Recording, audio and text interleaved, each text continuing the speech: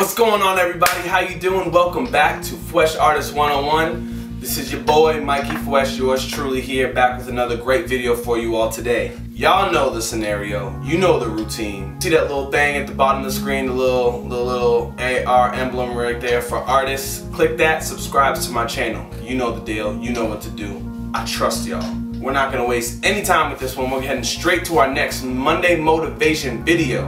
Success through failure. I love it. You love it? Good.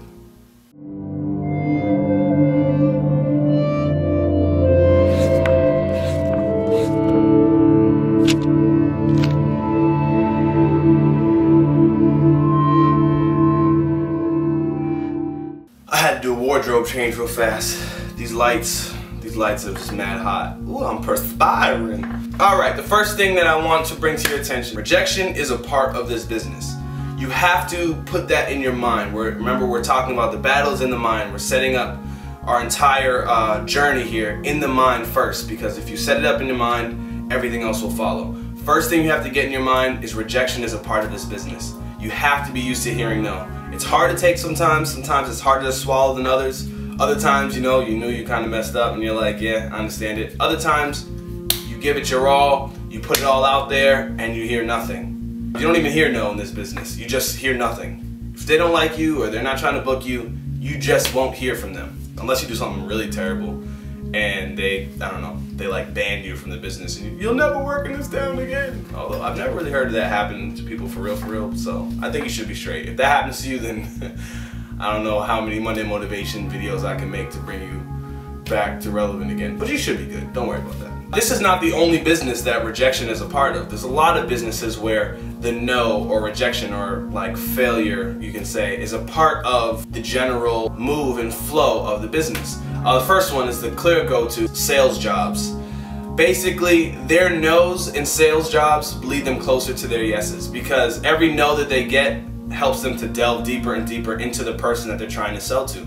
That way they're making a more official and effective sale. So you have to really learn to love that part of your journey, that the failure part is not just a means for you to stop. The failure part is a means for you to look at yourself, examine yourself. How can you refine yourself? What are things that you can shave off? What are things you can strengthen? Things like that.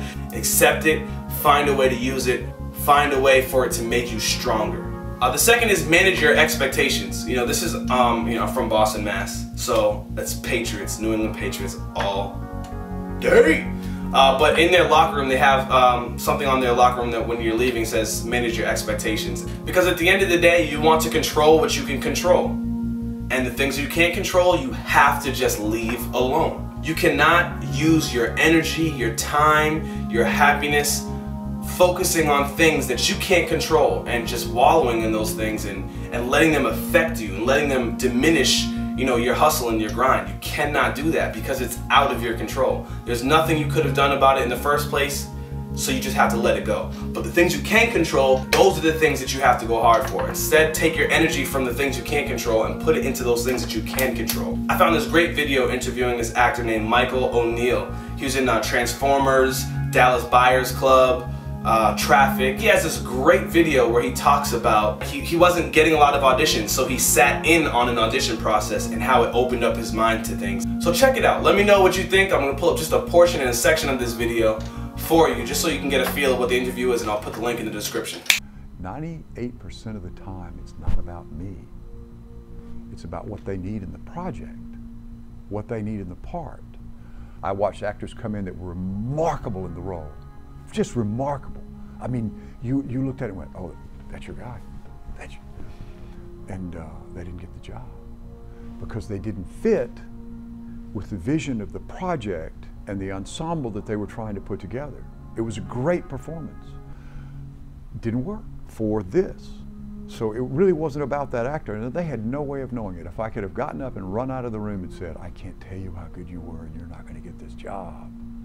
Understand it's not about you. Just that section right there is just so real. A lot of things outside of your control are happening in audition rooms, are happening in meetings. Like a manager or an agent might really like you, but they realize that they have 4 or 5 people on their roster that fit your exact type.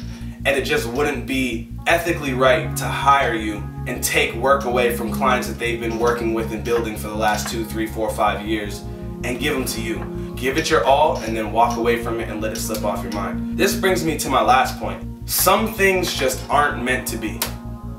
At the end of the day, you can do your part, you can play your part, things can align the way they're supposed to align, and somebody just may not like you.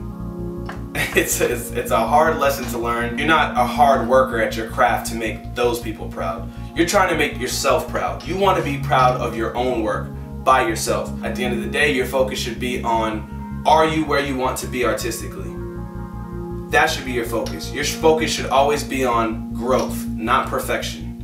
Don't focus on all those herbs that don't like you, because some people just aren't going to like you. I have a beautiful example. I had a meeting last year at an agency, which I will, keep to myself. They will remain nameless. And doing some studying up on the agency before I went in the meeting, which is always a good tip, there was a really interesting article that talked about when Julia Roberts was in New York. She went to this particular agency looking for some representation, and they did not hire her. Under notes for Julia Roberts, one of the phrases was "too trailer park." They felt like she had no future in this business, and their reasoning is because she was too trailer park. I just want to let that sink in a little bit. Of all things to say, I don't think maybe her talent, this and that. She's too trailer park. Terrible phrase. And she kept going to new people and new people and new people until she found somebody that was willing to take a chance on her, and bada bing, bada boom. You know the rest and what happens after that. And in that same article, they were talking about some of the other actors and actresses that they kind of passed up on. Annette Bening, Robin Givens. Take that rejection, take that failure, take that no, and turn it all into a yes. You're in control of that. You have the power to do that. I'm going to finish off with a really strong quote by David Brinkley, who was like an anchor man, I believe. A successful person is one who can lay a firm foundation with the bricks that others have thrown at them. Thank you for watching, everybody. Please like, please comment, have a fantastic week, and remember, stay fresh. Take care.